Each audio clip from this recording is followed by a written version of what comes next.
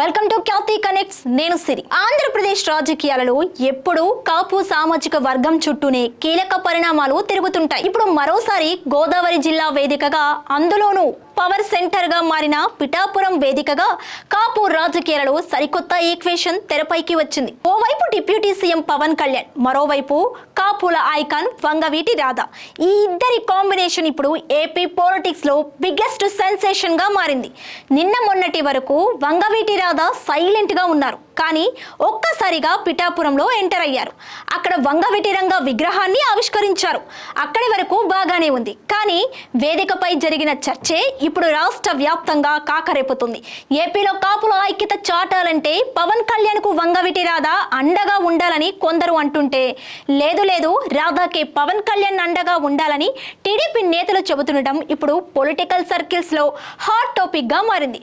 అసలు ఈ చర్చ ఎందుకు మొదలైంది? కాపు లీడర్ సీఎం కావాలన్న ఆకాంక్ష వెనుక ఉన్న వ్యూహం ఏంటి అనేది ఇవాల్టి పాయింట్ ఆఫ్ వ్యూలో చూద్దాం.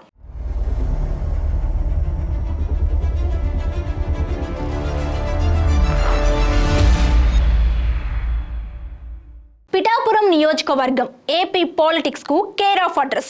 ఇక్కడి బి ప్రతిపాడు గ్రామంలో అంతా కాపు సామాజిక వర్గానికి చెందిన వారే ఉంటారు.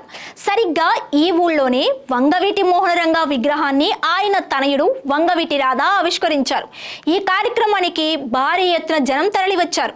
రంగా అంటే కేవలం ఒక కులానికి పరిమితమైన నాయకుడు కాదని, బలహీన వర్గాల ఆశా జ్యోతి అని రాధ తన ప్రసంగంలో స్పష్టం చేశారు.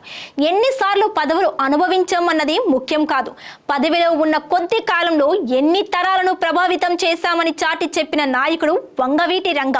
ప్రతి సామాన్యుడికి ఆయన ఒక భరోసా, ఒక అండ. వ్యవస్థ ఏదైనా సరే ఢీ కొట్టగలమని ఒక ధైర్యం, నమ్మకం కలిగించిన నాయకుడు ఆయన. కాపులంతా ఐకమత్యంతో నడిచి రంగ ఆశయ సాధనకు ముందుకు తీసుకువెళ్లాలని రాధా పిలుపునిచ్చారు. తండ్రి ఆశయాలను వివరిస్తూ రాధా చేసిన ప్రసంగం సభికుల్లో ఉత్సాహం నింపింది.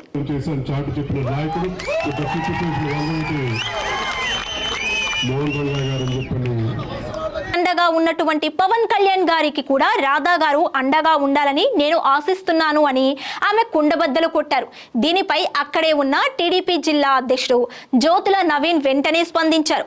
వంగవీటి రాధాకే పవన్ కళ్యాణ్ అండగా నిలవాలని ఆయన అనడంతో వేదికపై ఒక్కసారిగా చర్చ మొదలైంది.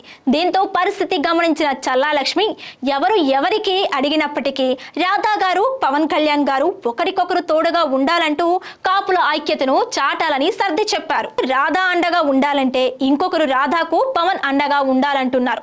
మొత్తానికి ఉద్దేశం ఒకటే, ఏపీలో కాపులంతా ఏకం కావాలి. ఇదే వేదికపై మాజీ ఎమ్మెల్యే పెడెం దొరబాబు చేసిన వ్యాఖ్యలు కూడా మరింత ప్రాధాన్యతను సంతరించుకున్నాయి. ఈ రాష్ట్రంలో ఒకసారి కాపుని ముఖ్యమంత్రిగా చూడాలనే కోరికతోటి ఈ రోజున రాష్ట్ర ప్రజలు ఉన్నారు. పిఠాపురం అనగానే అది కాపుల కంచుకోట.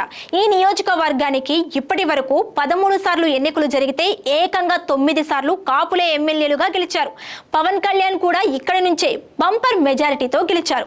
ఇదే విషయాన్ని మాజీ ఎమ్మెల్యే పెండెం దొరబాబు ప్రస్తావించారు. మొన్న జరిగిన ఎలక్షన్స్ లో కాపులంతా ముక్తాకంఠంతో పవన్ కళ్యాణ్ కు ఓటేశారని, అత్యధిక కాపులు ఉన్న ఈ రాష్ట్రంలో భవిష్యత్తులో ఒక కాపుని ముఖ్యమంత్రిగా చూడాలనేదే ప్రజల ఆకాంక్ష అని ఆయన కుండబద్దలు కొట్టారు.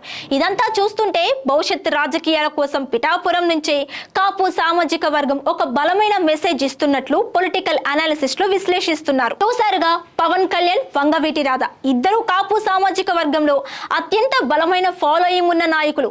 వీరిద్దరూ ఒకరికొకరు సహకరించుకుంటే ఏపీ రాజకీయ ముఖ చిత్రం పూర్తిగా మారిపోవటం ఖాయం.